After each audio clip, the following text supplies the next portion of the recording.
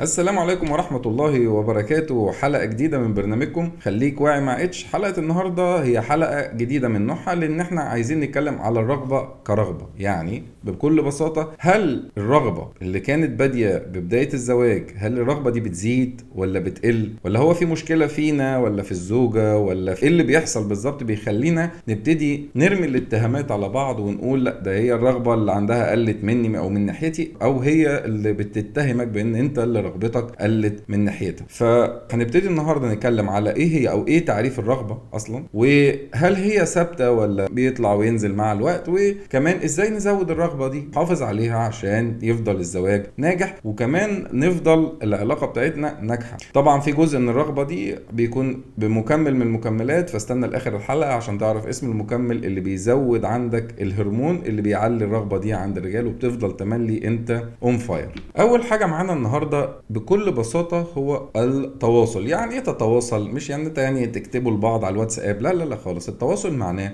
ان انت تملي تبقى صريح مع الزوجة. خلي بالك، اكبر نجاح في العلاقة هو ان انت تكون صريح مع الزوجة. قول لها مخاوفك، قول لها والله انا خايف اكون عندي سرعة قصف، انا كنت بعيش دماغي كلها ان انا كنت عندي سرعة قصف، انا كنت بتفرج على افلام اباحية وانا ما بقدرش ادي نفس الاداء اللي انا شفته، او اي شيء من الاشياء. مخاوفك طول ما انت قلتها للزوجة ومخاوفها قالتها لك، هتعرفوا تتكلموا مع بعض، هتعرفوا تتناقشوا مع بعض، كل واحد هيعرف ايه اللي بيمتع التاني. على فكره، اوعى تفتكر ان انت عارف كل حاجه عن الست. اوعى، الست هي اللي بتقولك على اللي بيبسطها، واوعى تفتكر ان انت عارفه كل حاجه عن الراجل، لان هو الراجل عنده بعض الافكار اللي نفسه يطبقها، وبسبب الكسوف وبسبب عدم التواصل بيخليكوا بتعملوا الكلام ده، يا اما مش مستمتعين بالعلاقه اللي مع بعض، او بيفضل الموضوع ده دفين، ومع اول مشكله بيحصل الانفجار بتاع العلاقه، او انت مش حاسس بيا، انت مش كذا، انت كمان بتبتدي تفكر في هواكسك دي خارج اطار الزواج. فالتواصل رقم واحد هو الحل. تاني نقطة معانا النهاردة العناية والجاذبية. يعني ايه العناية والجاذبية؟ ما تبقاليش معلش، وده كلام على فكرة بيحصل للأسف الشديد، وده بيبقى ناتج جهل او قلة وعي بمعنى اصح. ليه بقى؟ ما تجيليش مثلا جاي من بره من يوم حر، الدنيا مقريفة معاك، عرقان، بطاطك مطلعة ريحة، موت اتنين بره في الشارع قبل ما تخش البيت، وتروح جاي هاجم على الزوجة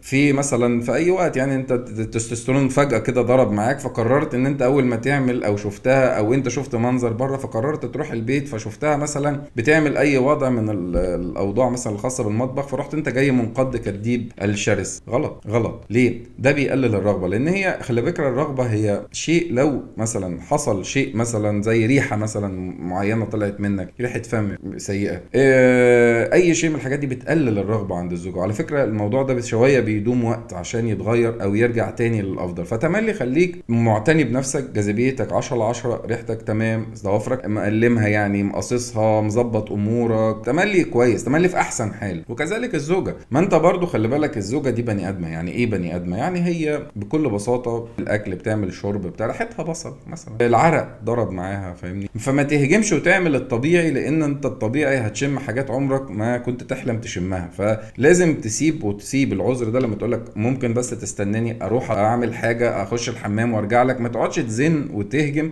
لان في النهايه الحاجات دي انت لو حصل قدامك موقف او ريحه معينه او شيء معين، زي ما قلت لك هتقل رغبتك وهتاثر عليك في المستقبل. فتملي لما تيجي تقرب من الزوجه او اي شيء، او جاي من بره، خد حمامك، خد شاورك، وكذلك انت تكوني معتنيه دايما بنفسك وتملي على احسن حال، وده اللي بيخلي برضو الرغبه دايما تكون موجوده. 3. اللمسات اليوميه. كابتن مجدي عبد الغني حطها على لين فاهم؟ اللمسات اليوميه دي تملي لغه تواصل كويسه جدا، وفي نفس الوقت بتعلي الامور، وتملي بتخلي الزوجه حاسه باهتمامك بيها، وتملي انت بتحس باهتمامها بيك لما بتيجي مثلا تديك بوسه مثلا، عن بالنسبه لها على القرع مثلا، بالنسبه لك انت على كتفك، على يا حبيبي، لمسه من هنا لمسه من هنا، وانت برضو تضرب لمسه من هنا، فيجي لك طبعا الكوالين يقول لك هناك لمسه سيدي الحكم. الكلام ده مهم ومطلوب بعد الزواج طبعا. ما تقعدش تلمس لي في زمايلك وبتاع وتقول لي اصل هو قال، لا، بقول على الزوجه، لان ده بيؤدي للتواصل وبيخلي تملي الرغبه مرتفعه طول الوقت، وهي نفسها فيك وانت نفسك فيها، مع تحقق الشرطين الاولانيين. 4. اكسر الروتين. يا معلم اكسر الروتين. ما هو مش كل مره وضع الفلياوسي، يعني ما هو مش كل مره نبقى احنا عارفين. الروتين يا جماعه مدمر لاي شيء في الحياه. لو حتى خروجه حلوه الروتين بتاعها اذا استمر، او كل مره بتنزل بنفس الروتين، الناس بتفضل بتكره النزول. نفس الموضوع بالنسبه للعلاقه، الروتين بيكون مدمر. فغير الامور، وضع الفلياوسي مره اعمل وضع السحلبوسي مره، وضع السحلبوسي مره اعمل مكان تاني مثلا، فاهمني، على الشجر تحت البتاع. ظبط الدنيا بحيث غير. عندكم روتين مكسور بقالكم فتره مش عارفين تعملوا، روحوا على اجروا فندق تمام وهيصوا وزيطوا يعني، فاهمني. ما ننساش في فيلم قبل كده كان اسمه النوم في العسل لو تفتكروا، وهي في الاخر خلص العلاقه تمت ما بين عادل امام ونجح في عمل العلاقه اخيرا لما طلع بيها الصحراء. فيعني انجوي الحياه، فاهمني، ما تبقوش الروتين الدايم ده مدمر للعلاقه وبيقلل الرغبه، لان اوريدي الاكسبكتيشنز بتاعتها هي والاكسبكتيشنز بتاعتك انت من العلاقه هي، فاوريدي تقريبا بتعمله الواحد في دماغه يعني، فاهم. خامسا الصحه النفسيه والجسديه. طبعا يا جماعه بكل بساطه العلاقه نفسيه، العلاقه تاني اهو نفسيه يليها الجسديه. يعني نفسيه يعني انت ممكن تكون جسمانيا تمام هايل عظيم، لكن في ضغط نفسي عليك راجع بقى لظروف اقتصاديه، لظروف اسريه، لوفاه حد عزيز عليك، اي حاجه. الكلام ده بيقلل جدا جدا جدا جدا من فرص زيادة الرغبة. طب نعمل ايه؟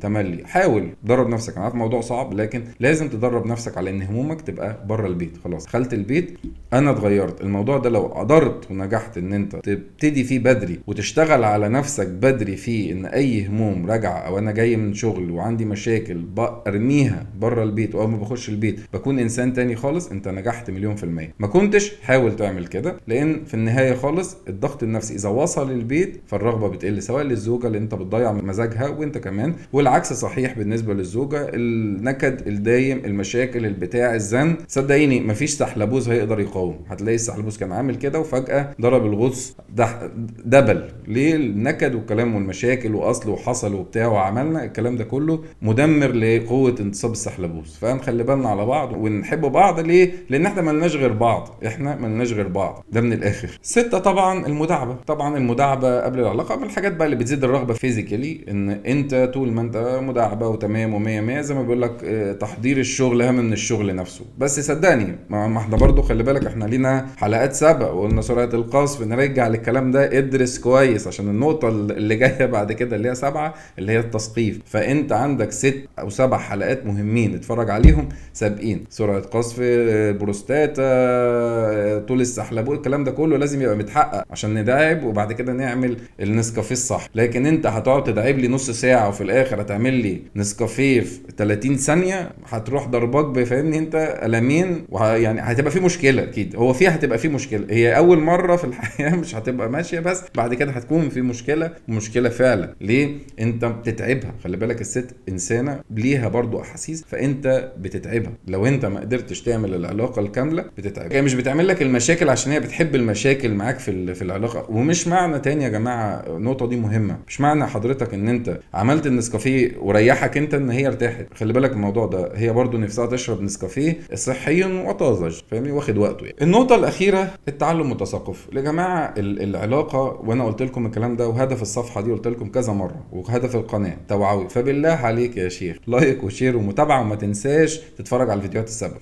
التثقف يا جماعه زي ما انت بالظبط بتروح عشان تشتغل في شغل، انت بتدرس ابتدائي واعدادي وثانوي وكليه، وفي الاخر عشان تبقى مهندس ناجح بتعدي بكل ده. هل ينفع ان الزواج اللي بيكون نص حياتك تقريبا او جزء كبير من حياتك، وخلي بالك انا وهقولها كتير وقلت قبل كده في الصفحات الاخرى والبرامج الاخرى زي التيك توك والانستجرام وسناب شات، كل ده انت تقدر تتواصل معايا فيه لو انت عايز تتواصل معايا. وبرضو على فكره لو انا نسيت حاجه من السبع نقط دي اكتب لي في الكومنتات. بس كمان برضو لو انت شايف ان انت ما بتحققش حاجه من السبع نقط دي اكتبها في الكومنتات، وصدقني هتلاقي الحلول موجوده عندك في الفيديوهات السابقه، او انت عندك استفسار شخصي تقدر تتواصل معايا على الصفحات اللي لسه ذاكرينها. المهم الثقافه طبعا مهمه، لازم تبقى عارف بيتعامل العلاقه ازاي، النسكافيه بيتعامل ازاي، هل اللي بيتحط النسكافيه الاول بعد كده اللبن وبعد كده بنزود السكر بعد كده نحط الميه السخنه بعد كده بنقلب، طب كام شويه في الميه السخنه، لازم تبقى عارف بيتعامل الموضوع ازاي. لكن موضوع ان انت ترفع معلش يعني ديل الجلابيه وتحطه في بقك وبعد كده وتشتغل نظام فاهمني عباس الاول مش هينفع، وانه تكرار الموضوع ده برضو مش هينفع. لازم تبقى انت فاهم انت بتعمل ايه، فاهم فين ده ايه وده اسمه ايه، وده لو عملت كذا ايه، ولو هنا حطيت صباع هتحس بايه، ولو انت عملت كذا هتعمل ايه، ويعني ايه اورجازم، ويعني ايه ان هي حصل انزال، بس تبقى فاهم القصه. يعني الجي سبوت، يعني ازاي اوصل الكلام ده كله. احنا هنعمل حلقه عن الاورجازم، ولو الفيديو ده وصل لاكتر من 10000 لايك ان شاء الله يوصلهم، هنعمل حلقه ناريه عن الاورجازم. المهم في ختام الحلقه زي ما قلت لكم، التستوستيرون بيزيد بايه؟ بالزنك، باي ذا واي يعني. الزنك اللي لو انت تقدر تاخد حبه يوميا، ده هيخلي عندك تملي التستوستيرون اموره طيبه ومعادل تملي لجسمك. وده بسبب، ودي اسئله كتيره بتيجي، اللي هو انا فجاه فقدت انتصابي، انا فجاه ما بقتش احس برغبه، انا فجاه، لان انت حضرتك ما بتعوضش بالفيتامينز اللازمه. برضو هقول لكم عاملين فيديو عن المكملات الطبيعيه، اتفرج عليها. وما تنسوناش باللايك والشير والمتابعه. شكرا جزيلا ليكم. ما تنسوناش في الكومنتات تكتبوا ايه اللي ناقصكم، او ايه النقطه اللي واقعه منك في ال7 نقط اللي احنا ذكرناهم. اشوفكم على خير الحلقه الجايه.